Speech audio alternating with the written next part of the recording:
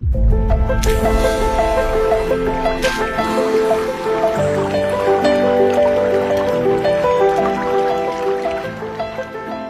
are experiments to show how water does not respond the same way to every person who approaches it. Over 72% of your very physical body is water. If the water doesn't behave well with you, you are done. Your physical life is going to be a horror story in so many ways. Why wouldn't water respond well to you? To put it in a very simplistic way, if you do not approach this dimension consciously or unconsciously, appropriately, water may choose not to respond to you well. So an enormous amount of systems were established in day-to-day life as to how to treat water. Largely lost, but still a bit traditionally, people who are conscious of certain things and those who are little orthodox, even without knowing why they're doing it, many of them are doing the right things.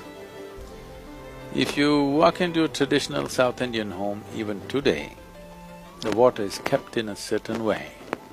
It has to be in a metal pot, preferably copper or brass or some alloy of copper. And you will see they will keep a lamp, they will have sacred ash smeared on it, a flower on top of it. Of course, many people have shifted to plastic bottles and plastic purifier machines. Otherwise, in the night, with a little tamarind and turmeric, the vessel is washed, not with soap, and then water is filled up and they put a flower on it, they light a lamp in the night and go to bed, and next day morning they will drink from that. This water is going to behave wonderfully within you. So I'm saying if you handle water, almost everything that people call as normal life is generally handled.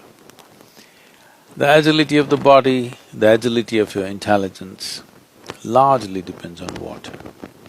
But now, you're pumping water through your pipelines from your local waterworks or whatever you call it. They say, if the water is going through, let's say, 50 bends, pumped forcefully, and then it drops out of your tap, you take it in your glass, in terms of molecular structure arrangement, 60% of it has turned into poisonous water.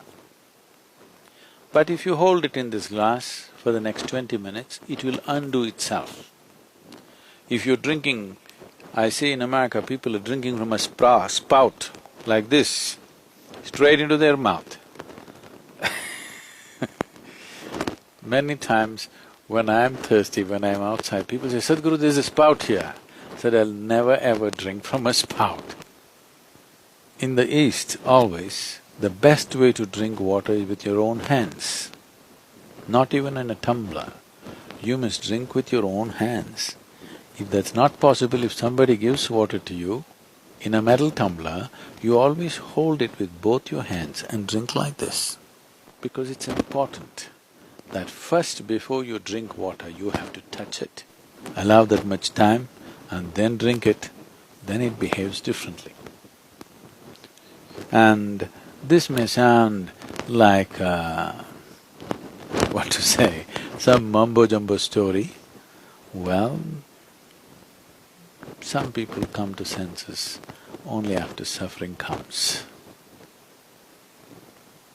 Why some? Most people.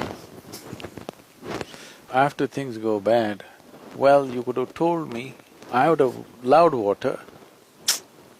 In terms of one's spiritual growth, also, water is very important. With what kind of memory, with what kind of attitude are we taking the water? I'm talking about the memory and attitude of the water. To create that, you have a responsibility, how to create that.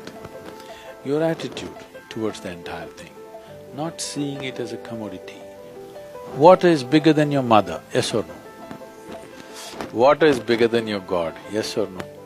If you say no, I'm going to deprive you of water for next 24 hours, in 24 hours' time you'll agree with me. With the necessary value and the necessary reverence towards it, it has its own way of doing things.